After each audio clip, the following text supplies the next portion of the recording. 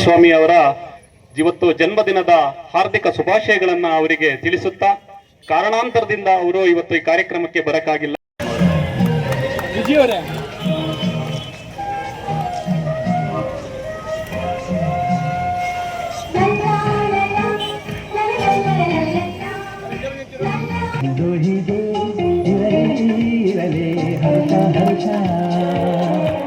ಬಾಲಿನ ದೀಪ ನಿನ್ನ ನಗು, ದೇವರ ರೂಪ ನಿನ್ನೆ ಮಗು. ನಗುತ್ತಾ ನಗುತ್ತಾ ಬಾಳು ನೀನು ಮೂರು ವರ್ಷ, ಎಂದು ಹೀಗೆ ಇರಲಿ ಇರಲಿ ಹರ್ಷ ಹರ್ಷ. ಉಲ್ಲಾಸದ ಕುಹರಿನಕ್ಕೆ ಸಂತೋಷವೇ ಉಡುಗೊರೆ.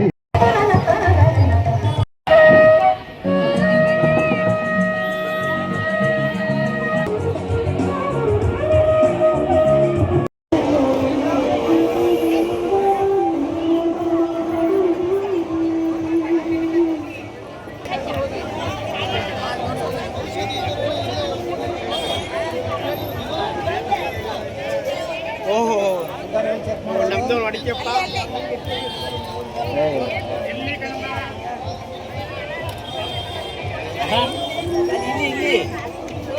ಅಲ್ವಾಗಲೇ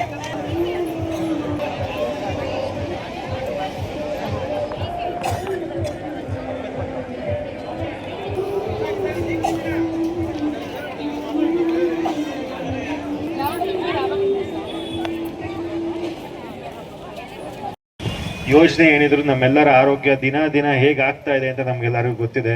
ಆರೋಗ್ಯದ ಇಂಪಾರ್ಟೆನ್ಸ್ ನಾವೆಲ್ಲರೂ ತಿಳ್ಕೊಬೇಕಾಗಿದೆ. ಯಾಕಂದ್ರೆ ಇವತ್ತಿರೋರಿಗೆ ಅರ್ಧ ಗಂಟೆಗಿಲ್ಲ ಆ ಥರ ಸಾಕಷ್ಟು ಇನ್ಸಿಡೆಂಟ್ಗಳನ್ನ ನಾವು ನೋಡಿದ್ದೀವಿ.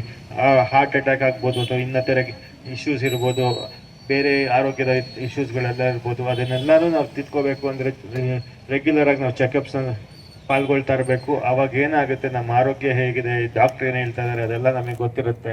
ಹಳ್ಳಿ ಕಡೆ ಏನಾಗುತ್ತೆ, ನಾವು ಯಾವಾಗಲೂ ಸ್ಟ್ರಾಂಗ್ ಆಗಿದ್ದೀವಿ ಅನ್ನೋದೊಂದು ನಂಬಿಕೆ ಇರುತ್ತೆ. ಏನಕ್ಕೆ ನಾವು ಹೊಲದಲ್ಲಿ ಹೋಗಿ ಕೆಲಸ ಮಾಡ್ತೀವಿ. ನಾವು ಅದೇ ನಿಟ್ಟಿನಲ್ಲಿ ಪರಮಪೂಜ್ಯ ಜಗದ್ಗುರು ಶ್ರೀ ಡಾಕ್ಟರ್ ನಿರ್ಮಲಾನಂದನಾಥ ಮಹಾಸ್ವಾಮೀಜಿಯರು ನಮ್ಮ ಗುರುಗಳು ಆ ಆಸ್ಪತ್ರೆಯನ್ನು ಇನ್ನೂ ಉನ್ನತ ದರ್ಜೆಗೆ ಏರಿಸಿ ಸೂಪರ್ ಸ್ಪೆಷಾಲಿಟಿ ಆಸ್ಪತ್ರೆ ತೆರೆದಿದ್ದಾರೆ.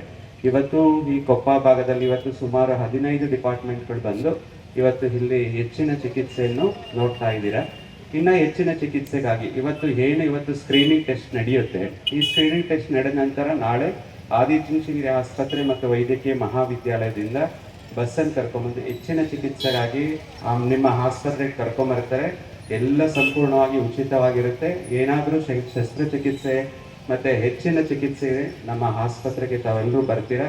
ನಿಮ್ಮ ಆರೋಗ್ಯ ನಮ್ಮೆಲ್ಲರ ಹೊಣೆ ಅಂತ ನಾವು ಭಾವಿಸ್ತಾ, ನಿಮ್ಮನ್ನ ಹೆಚ್ಚಿನ ಚಿಕಿತ್ಸೆಗೆ ಆದಿಚುಂಚನಗಿರಿ ಆಸ್ಪತ್ರೆಗೆ ಬಂದಂತಹ ಸಂದರ್ಭದಲ್ಲಿ ನಿಮಗೆ ಎಲ್ಲ ರೀತಿಯಾಗಿ ಊಟ ಆಗಿರ್ಬೋದು, ಮೆಡಿಸಿನ್ಸ್ ಆಗಿರ್ಬೋದು, ಚಿಕಿತ್ಸೆ ಆಗಿರ್ಬೋದು, ಇದನ್ನೆಲ್ಲವಾಗಿ ಉಚಿತವಾಗಿ ಕೊಡ್ತಾ ಇರ್ತಕ್ಕಂಥ ಈ ಸಂದರ್ಭ ನಮ್ಮ ಗುರುಗಳು ಇದೇ ಹಳ್ಳಿಯ ಭಕ್ತರಿಗೋಸ್ಕರನೇ ಈ ಆಸ್ಪತ್ರೆ ಕಟ್ಟಿದ್ದಾರೆ. ಸುಮಾರು ಈಗ ಆಲ್ರೆಡಿ ಒಂದು 25 ಡಿಪಾರ್ಟ್ಮೆಂಟ್ ಮಾಡಿದ್ದಾರೆ. ಈಗ ಹೆಚ್ಚಿನ ಚಿಕಿತ್ಸೆಗೋಸ್ಕರ ನಾವೇನು ಮಾಡಬೇಕಾಯಿತು, ಹೃದಯಕ್ಕೆ ಸಂಬಂಧ ಕಾಯಿಲೆ ಬಂದಂಥ ಸಂದರ್ಭದಲ್ಲಿ, ಕ್ಯಾನ್ಸರಿಗೆ ಸಂಬಂಧಪಟ್ಟಂಥ ಕಾಯಿಲೆ ಇದೆ, ಮತ್ತು ಬ್ರೈನ್ಗೆ ಆಗಿರ್ತಕ್ಕಂತಹ ಸಂದರ್ಭದಲ್ಲಿ ನಾವೇನು ಮಾಡಬೇಕಾಯಿತು, ಬೆಂಗಳೂರು ಮತ್ತು ಮೈಸೂರಿಗೆ ಹೋಗಬೇಕಾಗಿತ್ತು. ಆ ಚಿಕಿತ್ಸೆಯನ್ನು ಈ ಥರ ಆದಂಥ ಸಂದರ್ಭದಲ್ಲಿ ನೇರವಾಗಿ ಆದಿಚುಂಚನಗಿರಿ ಆಸ್ಪತ್ರೆ ಇಲ್ಲಿಂದ ನಿಮಗೆ 20-25 ನಿಮಿಷದಲ್ಲಿ ಬಂದಂಥ ಸಂದರ್ಭದಲ್ಲಿ ಒಬ್ಬರು ಉತ್ತಮವಾದಂತಹ ಚಿಕಿತ್ಸೆ ಕಲಿಸ್ತೇವೆ. ಈಗ ಸುಮಾರು ಅವಾಗ ಚೆಲುವರಾಯ ಸ್ವಾಮಿ ಹೇಳ್ತಾ ಇದ್ರು, ನಾವು ಸಚಿನ್ ಅವರು ಹೇಳ್ತಾ ಇದ್ರು, ನಾವು ಹಳ್ಳಿಯ ಮಕ್ಕಳು, ನಾವು ಉತ್ತಮ ಆಹಾರವಾಗಿ ಇರುತ್ತೆ. ಅದಿಲ್ಲ. ಇವತ್ತಿನ ಕಾಲದಲ್ಲಿ ಇವತ್ತು ಏನು ನಾವು ಸೇವಿಸ್ತಕ್ಕಂಥ ಆಹಾರ ಇದೆ ಎಲ್ಲವೂ ಸಹ ವಿಷಪೂರಿತ.